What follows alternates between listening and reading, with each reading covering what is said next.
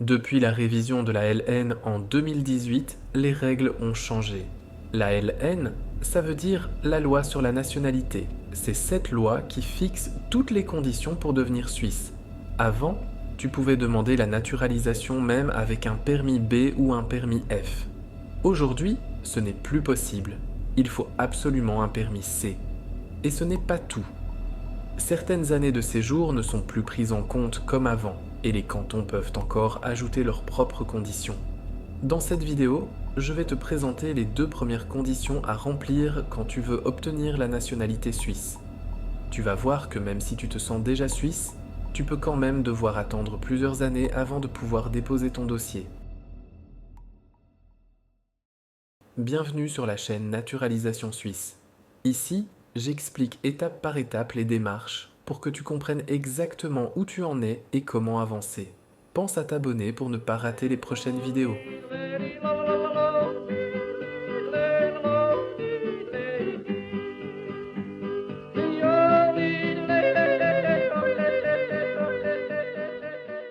Première condition, avoir le bon permis de séjour. Le permis de séjour, c'est un document officiel qui prouve que tu as le droit de vivre ici. Il y a plusieurs types de permis, mais les plus courants sont le permis B, le permis C et le permis F. Le permis B, c'est un permis de séjour qui est valable une année, parfois 5 ans selon ta situation. Mais dans la majorité des cas, tu dois le renouveler chaque année.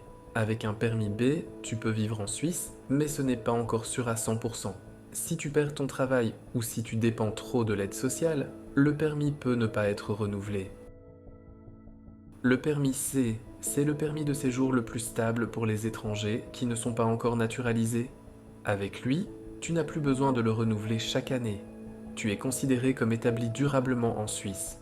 Tu peux changer de canton librement, travailler sans restriction et tu es presque dans la même situation qu'un citoyen suisse, sauf que tu n'as pas encore la nationalité. Le permis F, c'est une admission provisoire. Ça veut dire que la Suisse reconnaît que tu ne peux pas retourner dans ton pays, mais ne t'accorde pas un droit de séjour complet. Ce permis doit être renouvelé régulièrement et il ne donne pas de sécurité à long terme. Avant 2018, même avec un permis B ou un permis F, tu pouvais demander la naturalisation. Depuis la révision de la loi, ce n'est plus possible. Il faut absolument un permis C. Deuxième condition, avoir assez d'années en Suisse. La loi dit qu'il faut avoir vécu au moins 10 ans en Suisse pour déposer une demande de naturalisation. Et il y a une règle spéciale. Les années entre tes 8 et 18 ans comptent double. Prenons l'exemple de Marco, originaire d'Italie. Toute son enfance, il grandit en Suisse avec un permis B, comme ses parents. De ses 8 à 18 ans, il a vécu 10 ans en Suisse. Comme ça compte double, ça fait 20 années pour le calcul.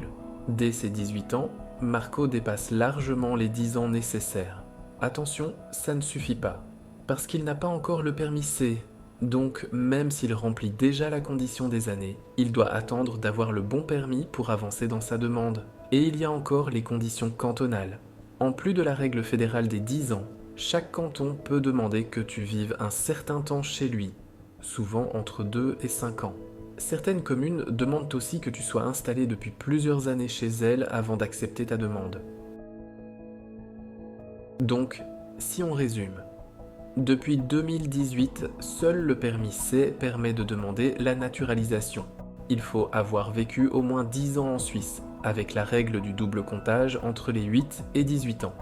Et selon le canton ou la commune, il faut parfois encore attendre quelques années de plus. L'histoire de Marco montre bien qu'être né en Suisse ne veut pas dire qu'on peut tout de suite devenir suisse. Il faut avoir le bon permis, attendre le bon nombre d'années et respecter les conditions fixées par la loi et par le canton. C'est pour ça qu'il est important de bien comprendre toutes ces règles avant de déposer une demande. Si tu veux continuer à apprendre sur le sujet, abonne-toi à la chaîne Naturalisation Suisse. J'y explique tout ce qu'il faut savoir pour éviter les mauvaises surprises.